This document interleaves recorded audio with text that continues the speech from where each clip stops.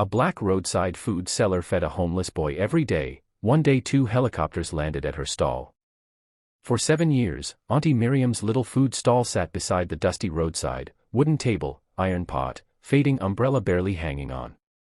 She didn't have much, but everyone in the neighborhood knew one thing: no one left her stall hungry. Especially not the little homeless boy who appeared one monsoon evening, shivering, barefoot, and afraid to speak. His name was Eli. And from that day on, Aunty Miriam fed him every single morning. She never asked where he came from. She never asked why he slept under a broken bridge. She simply handed him warm rice, stew, and the softest smile he had ever seen. "Eat, my child," she would say.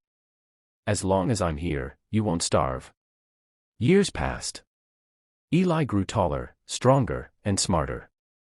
Aunty Miriam taught him to read between serving customers, helped him with old books she found, and even let him sleep behind her stall when storms hit. She was poor, everyone could see that, but she gave like she owned the world. Then one afternoon, as the sun scorched the road, everything changed. The ground began to shake. People screamed and ducked.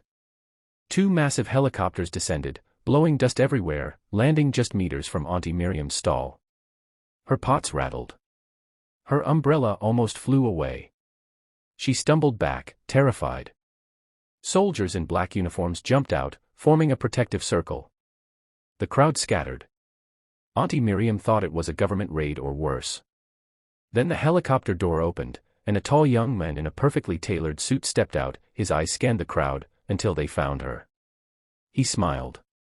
For a moment, she didn't recognize him. But then he spoke. "Aunty Miriam, it's me. Eli." Her hand flew to her mouth. This couldn't be the same little boy she once fed with cracked bowls and borrowed spoons. But it was.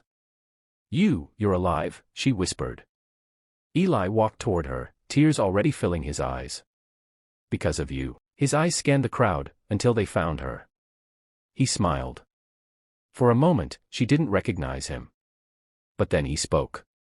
"Aunty Miriam, it's me. Eli." Her hand flew to her, the soldiers straightened.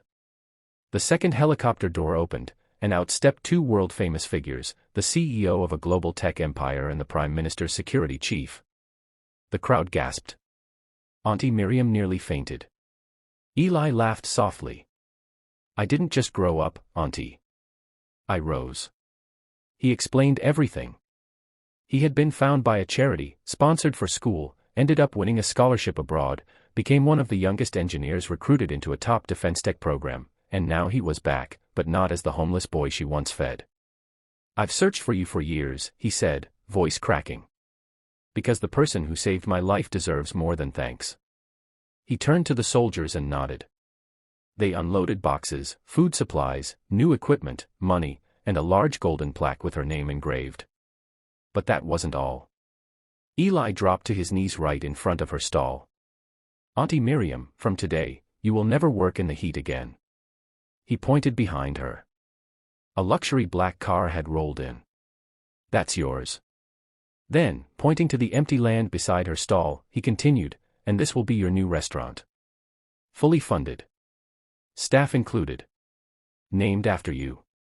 Aunty Miriam burst into tears, shaking uncontrollably. The crowd cheered. The soldiers saluted. Eli hugged the woman who had fed him when he had nothing, no future, no home, no hope. "You fed me when the world ignored me," he whispered. "Now it's my turn to feed your dreams." And as the helicopters lifted again, the whole town watched in awe, knowing they had just witnessed a miracle paid back in full.